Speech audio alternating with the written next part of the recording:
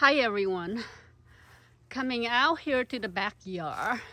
Here's my white sapote, and I just finally realized every year I've been waiting for the fruit to ripe on the tree, and picking the fruit when the fruit is really soft, because you could eat the skin also. This is not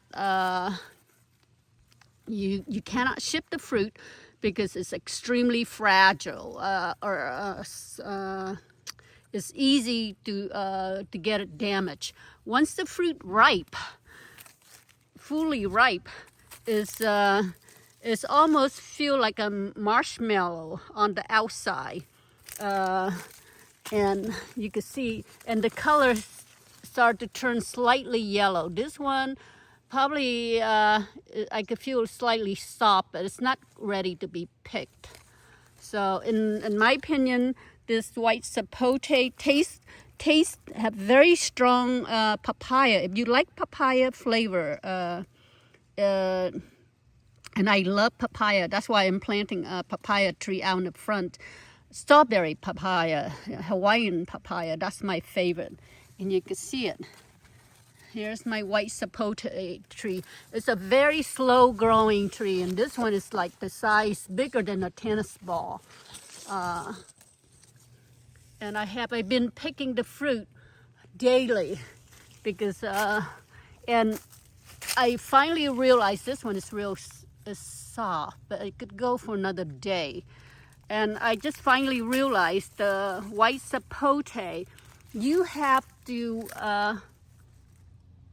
let the fruit ripe on the tree. That's the best way.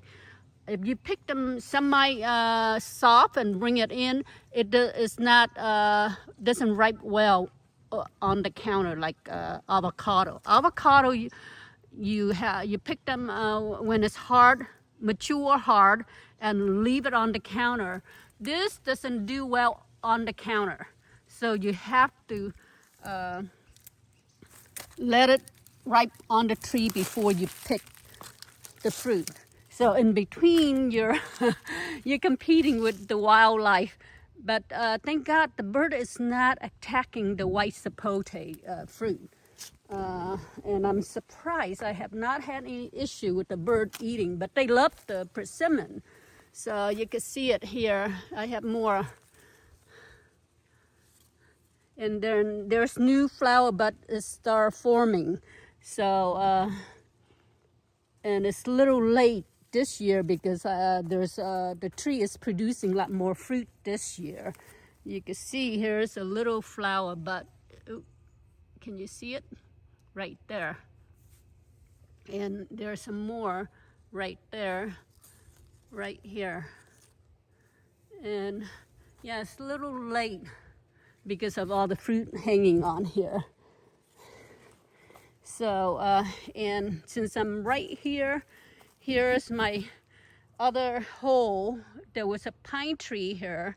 My guy, I have him chopped it up and removed the root ball also. So I'm gonna plant another tree here, and pretty high chance it's gonna be either avocado or mango. I'm not quite sure. I know avocado is shallow root. I have to read more about mango, if mango tree is shallow root or deep rooted. So so here's my white sapote, and it's growing in Paso Robles, California, zone 8B/9A. And they say you cannot grow this here, and look at my tree fruiting every year. You can see it. And I've been picking them. So don't pick them and let it ripe on the counter. It doesn't ripe on the counter well. Leave it on the tree. Wait till it get real soft, and that's the best time to pick them.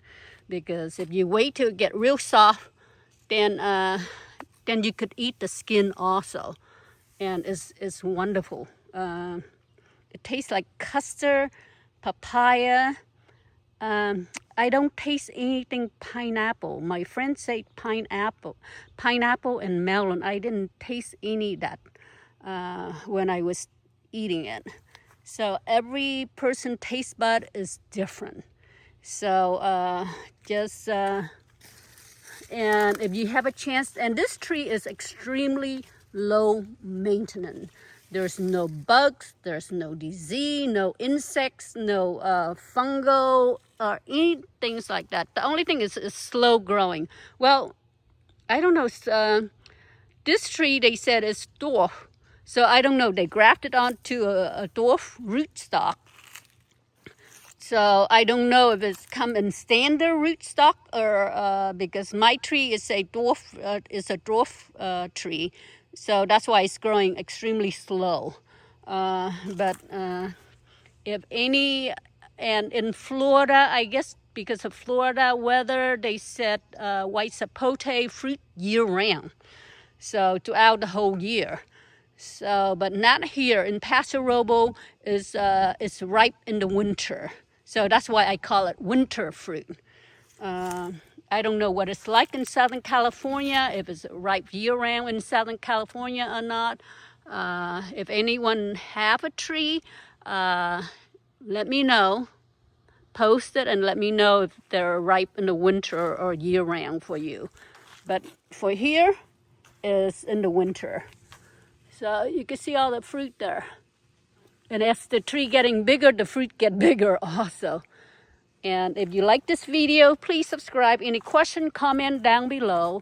And here's my persimmon. We've been picking the fruit off of this tree a lot because you cannot see it from the kitchen window.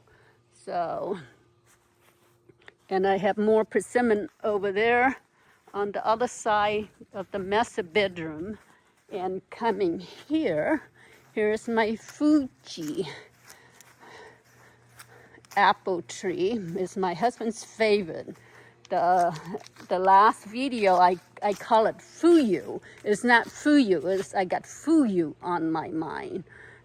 So I call it Fuyu apple. It's not Fuyu. It's Fuji apple. And we've been picking this. You can see it. It is so pretty. And all the leaves, drop the color. But we still have a lot of Fuji apple here.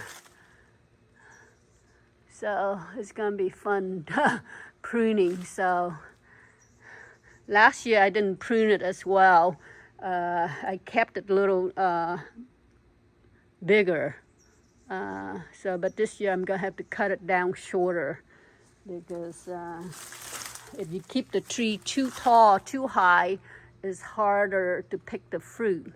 So you can see I got fruit all the way up past higher than the roof of this house. So it's that useless. We have to get to the ladder. Well, I have a fruit tree picking things device, but still I try to maintain everything, at certain height, so it's easier to pick the fruit. And here I come to this area. In here is my kiwi vine, and this year is the first year that it's fruiting, and all the leaves is shedding down here. But you can see my fruit is not quite ready to be picked, probably another month or two. All my kiwi up here. This is the first year. So there's only 2 vines. The 2 front vine is producing fruit. And I built this myself. So I'm gonna have to get a handyman guy to come and rebuild the structure. I was in a rush, and I need the something for the vine to, a trellis for the vine to climb up. So, and here I have another vine. So there's 4 vines here on this structure. And here's interesting. This is supposed to be, it's not bare as lime. I purchased this tree unless they mislabel it. They said that is a key lime, but this fruit is huge. So, and it doesn't really shape like, it's shaped more like a, I don't know. I don't know why this lime tree, unless it's mislabeled, because here's another little lime tree. This is bear's lime. I used to have a really mature, large lime tree. I accidentally killed it. So now I'm planting another lime tree there. So it's in a protected area to replace the dead tree that I killed myself. And going back to this kiwi here, you can see all the fruit hanging there. So this is, the fruit should be mature in the winter. That's what they said. So from even up in Canada.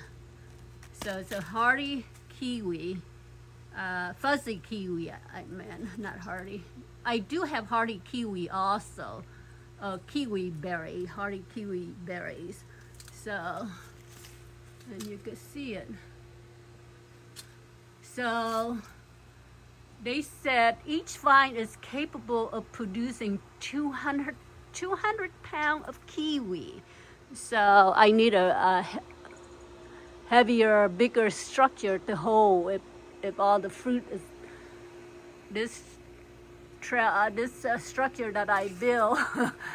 It won't hold, 600 pounds of kiwi once the, and this is the first year. And kiwi vine takes about take at least 3 years, just like grapes, and you prune them just like grapes. And it takes 3 years before it produces fruit. And here's my non-fruiting cherry tree. I've been pruning it to shape like an umbrella. You can see it. So on a real hot day, I got my little bench there, concrete bench. And here's my Myers lemon. This Myers lemon is about 20 years old easily. And I've been trimming it shorter, keeping it under control. Otherwise, this tree could be, 3 times the size and 3 times the height. So I have to trim at least minimum 3 times a year to keep the size under control. And over here is my fuyu persimmon. And it's loaded. I've been picking them, sharing with friends. And you can see most of the leaves is off now. So now all you see just the fruit. So once we finish all the fruit after New Year's, I'm keeping all the fruit so it looks pretty for New Year's, Christmas and New Year's. You can see it. I could pick them. So I keep the tree at certain height so it's easier to manage and to pick the fruit. So this is, the fruit should be double the amount on here, but we've been picking, so you can see, and there's still, lots of fruit left. And here my Italian lemon that I planted in a pot. And here's my bougainvillea in a pot. So the local nursery, just again, they still telling the public that you cannot grow citrus here. And here's my Myers lemon. It's totally loaded. I have to put fertilizer on there. The leaves start turning yellow. So, and trimming it. Keep it under control. You can see my Fuji's apple there. So this tree here is bay laurel ficus tree. I'm tempted to cut it down. I planted for a purpose because I saw, and they have a lot of this tree in Southern California, and they get massive. They're supposed to be fast growing. But here, it's doing very well. But if I could grow mango here, I'm tempted to cut down this tree and buy a larger mango. If I know the mango would survive here, I would cut it down and plant a large mango tree here. So at least I get something fruiting instead of not edible tree. And so you can see it. I'm walking around. And this is part of my backyard, my barbecue area, my pizza oven, bread oven on the left side there. We put away all the furniture. There's some furniture left here, but the balconies and the swimming pool area and the side by the master bedroom, everything's put away because the wind is crazy. Last year we put everything away except for the glass table.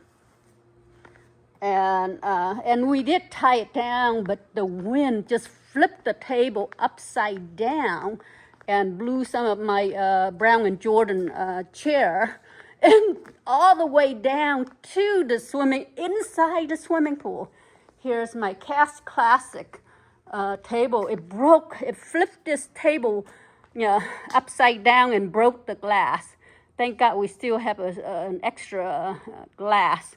This is tempered glass that we brought back from Montana. We used to live in Montana.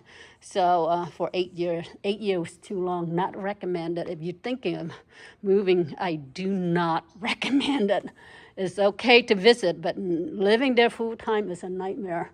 So this is my back patio, and been 2 years we have not had any barbecue, have friends over because was under repair from the last storm we had from last year. We got so much rain. We got mudslide on our driveway, multiple area, and that was being repaired.